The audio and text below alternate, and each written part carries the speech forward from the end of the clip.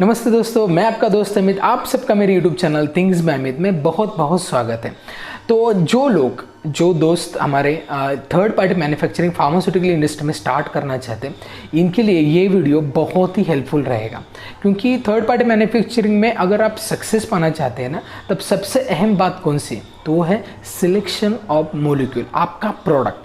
क्योंकि आप प्रोडक्ट पे ही खर्चा करोगे, साथ में उसकी मार्केटिंग स्ट्रैटेजी आपकी रहेगी, मार्केटिंग टीम आपकी रहेगी, जो सारा कुछ है ना उस प्रोडक्ट के साइड में ही घूमता रहता है। इसके लिए प्रोडक्ट सिलेक्ट करते समय बहुत ध्यान रखिए कि आपका प्रोडक्ट सही होना चाहिए। इसके लिए आज इस वीडियो में मैं आपको बताऊंगा कि क्या प्रोडक्ट सिलेक्शन रहना चाहिए थर्ड पार्टी मैन्युफैक्चरिंग में।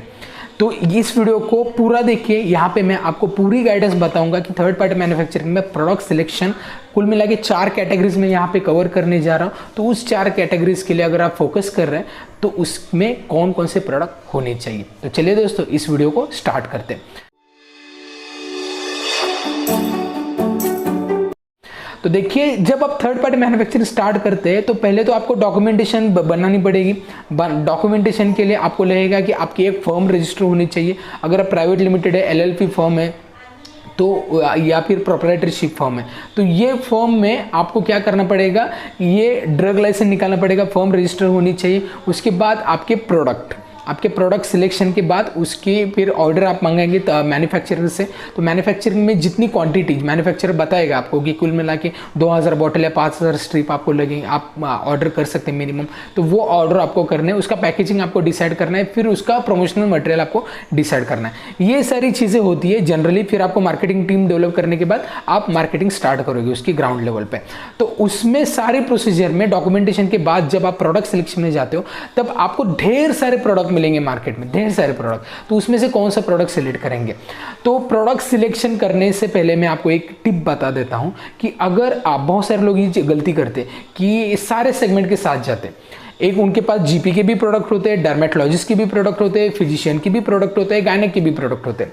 कई बार मैंने ऐसी भी कंपनी देखी है जो gynaec, ortho, general practitioner, physician, derma सारे कवर कर रहे हैं। तो इस तरीके से आपकी स्ट्रैटेजी जब आप इस तरीके से मिक्स प्रोडक्ट लेके आते हो ना, तब आपकी गलती ये होती है कि आप पर्टिकुलर डॉक्टर पे या पर्टिकुलर सेगमेंट पे फोकस नहीं कर पाते। आपके डॉक्टर लिस्ट में सारे तरीके के डॉक्टर होते हैं, सारे कैटेगरीज की। तो इसके लिए मैं आपको यही रिकमेंड करूंगा, एक पर्टिकुलर सेगमेंट लेके जाइए। अब सबसे ईजीएस्ट कन्वर्जन सेगमेंट कौन सा रहेगा, तो वो है जनरल प्रैक्टिशनर, उसके बाद गायनेकोलॉजिस्ट। ठीक है, तो उसके बाद मैं आपको इसमें भी 2 और स्पेशलिटीज ऐड करूंगा, जो है ऑर्थो फिजिशियंस, और उसके बाद मेडिसिन, एमडी मेडिसिन, मतलब जो फिजिशियंस होते हैं, कार्डियो डायबिटोलॉजिस्ट जो होते हैं वो। अगर आप इन 4 कैटेगरीज में से कौन सी भी कैटेगरी के साथ जाना चाहते हो, तो मैं आपको अभी मोलिक्यूल बताऊंगा, उस मोलिक्यूल के अकॉर्डिंगली आपको जाना है। पहली कैटेगरी है गायनेकोलॉजिस्ट। अब गायनेकोलॉजिस्ट, ये आप बहुत सारे लोग इसमें से स्टार्ट करते हैं। तो सबसे इंपॉर्टेंट है गायनेकोलॉजिस्ट जो लिखते हैं वो कौन से मोलिक्यूल्स हैं। सबसे पहला है ferrous ascorbate and folic acid, iron के टैबलेट, फिर कैल्शियम प्लस विटामिन D3 ये रखना चाहिए आपको। उसके बाद मल्टीविटामिन एक रखना चाहिए। उसके बाद प्रोजेस्टेरॉन की टैबलेट। प्रोजेस्टेरॉन में क्या होता है कि एक 200 में आती है, 300 में आती है, फिर 200 और 300 में कैप्सूल आती है, और टैबलेट में 200 एंड 300 में सस्टेन रिलीज फॉर्मुलेशन आता है। तो आपको कुछ भी एक फॉर्मुलेशन रखना है, ठीक है। उसके बाद नेक्स्ट है डॉक्सिलामाइन एंड पीरियडॉक्सिन, ये टैबलेट रखनी है। उसके बाद आइसोक्सप्यूरिन, ये जनरली लेबर पेन में यूज होने वाली टैबलेट है, यहाँ पे आप रख सकते हैं। उसके बाद प्रोटीन पाउडर रखना है आपको। उसके बाद पीपीए, प्रोटॉन पंप इनिबिटर, मतलब एक एंटासिड रखने, उसमें से आप पेंटोप्राजोल रख सकते हैं, राबेप्राजोल रख सकते हैं, इसोमेप्राजोल रख सकते हैं। इसमें से कौन सा भी रख सकते हैं, सस्टेन रिलीज में रख सकते हैं या फिर जनरल रख सकते हैं। लेकिन आई सजेस्ट यू कि सस्टेन रिलीज आप रखिए, क्योंकि उसमें फास्ट एक्शन भी होती है और बहुत सारे डॉक्टर भी यही रिकमेंड कर रहे हैं। उसके बाद एंटी वोमिटिंग के लिए ओंडेनसेंट्रॉन रख सकते हैं या फिर ग्रानिसेंट्रॉन रख सकते हैं।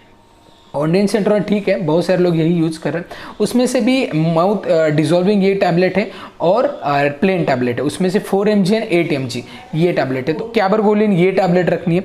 उसके बाद देखिए, एक ये तो जनरल टैबलेट मतलब फॉर्मुलेशन मैंने बताया। अब आपको कुछ मोनोपोली करनी है या फिर कुछ अलग से करनी है, मतलब अलग से प्रोडक्ट आपको रखना है, जैसे कि डॉक्टर आपकी कंपनी को प्रेफर कर सके। तो गायनेकोलॉजिस्ट में और क्या क्या प्रोडक्ट आप रख सकते हैं?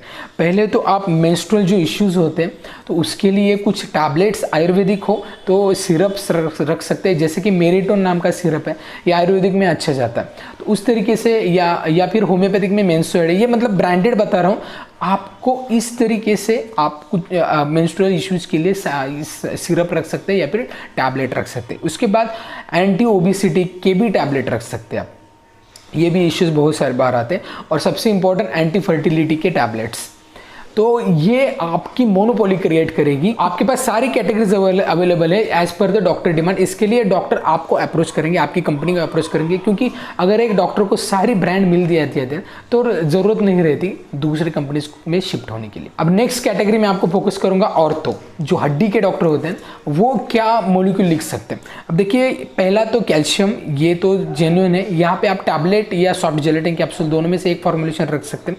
उसके बाद NSAID में ट्रिप्सिन, ब्रोमेलिन, रोटोसाइड एंड डाइक्लोफेनेक, ये कॉम्बिनेशन अच्छा है, या फिर ट्रिप्सिन, काइमोट्रिप्सिन, ये भी रख सकते हैं। इसके बाद डाइक्लोफेनेक का जेल ये लगेगा। इसके बाद विटामिन D3 के टैबलेट लगेंगे। उसके बाद देखिए, एक NSAID का दूसरा एक फार्मूला है एसिक्लोफेनेक एंड ट्रामाडोल, ये भी आप रख सकते हैं। उसके बाद मिथिल कोबालामाइन एंड पिरिडॉक्सिन, ये रख सकते हैं। इसके बाद गाबापेंटिन एंड मिथिल कोबालामाइन, ये रख सकते हैं। उसके बाद कार्बामाजेपिन, ये टैबलेट। तो ये कुल मिला के ये आपको सारे मॉलिक्यूल रखने, मिनिमम ये रखने ही है, यहाँ से आपका कन्वर्जन स्टार्ट हो जाएगा। अब ये हो गया ऑर्थो। उसके बाद मैं कवर करूँगा MD मेडिसिन, कार्डियो डायबिटोलॉजिस्ट, जो डायबिटीज़ भी कवर करते हैं और इसके बाद हाइपरटेंशन के भी पेशेंट कवर करते हैं। तो उनको क्या आप फोकस करेंगे? पहला तो एट्रोस्टैटिन, उसके बाद रोजुवास्टैटिन, इसके बाद ग्लिमिपिराइड, इसके बाद ग्लिमिपिराइड प्लस मेटफॉर्मिन, फिर रोजुवास्टैटिन, फिर एस्पिरिन प्लस क्लोपिड्रोजेल, उसके बाद एम्लोडिपिन, इसके बाद amlodipine plus atenolol plus then amlodipine plus hydrochlorothiazide, तो ये आप रख सकते हैं। उसके बाद जनरल प्रैक्टिशनर, अब जनरल प्रैक्टिशनर जनरली GP, इसमें एंटीबायोटिक कौन सा जाता है? अमोक्सिक्लाव सबसे ज़्यादा जाता है, उसके बाद सेफाडोक्सिम जाता है, उसके बाद सेपिक्सिम जाता है। इन तीनों में से कौन सा भी एक एंटीबायोटिक आप रख सकते हैं। उसके बाद एसिक्लोफेनेक, ट्रामाडोल, ये रख सकते हैं हायर पेन किलर में। और जनरली NSAID में आप दे सकते हैं aceclofenac paracetamol plus serratiopeptidase, then aceclofenac paracetamol plus chlorzoxazone, उसके बाद एसिक्लोफेनेक एंड पैरासीटामोल, ये रख सकते हैं। उसके बाद PPI रखना है आपको, पेंटोप्राजोल डोमपेरिडोन सस्टेन रिलीज में रखना है, या फिर राबेप्राजोल डोमपेरिडोन, ये 40 mg में भी आता है, जूनियर में भी आता है, 20 mg में भी आता है, SR फॉर्मुलेशन में भी आता है। उसके बाद डाइक्लो का जेल आपको रखना है। उसके बाद मल्टीविटामिन से टैबलेट रखने हैं आपको।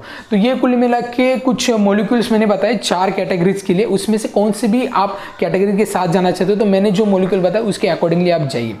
तब आपको ये तो सारे समझ में आ गया। अब आपको एक और टिप देता हूँ, सबसे इंपॉर्टेंट, कि अगर आप किसी ब्रांड के साथ जा रहे हो, मान लीजिए एमोक्सिसिलिन, पोटेशियम क्लालमेटिक, इस ब्रांड के साथ जा रहे हो, GP को प्रमोट करो, तब आपके पास उसकी सारी स्ट्रेंथ होनी चाहिए। अब उसमें स्ट्रेंथ कौन कौन सी आती है?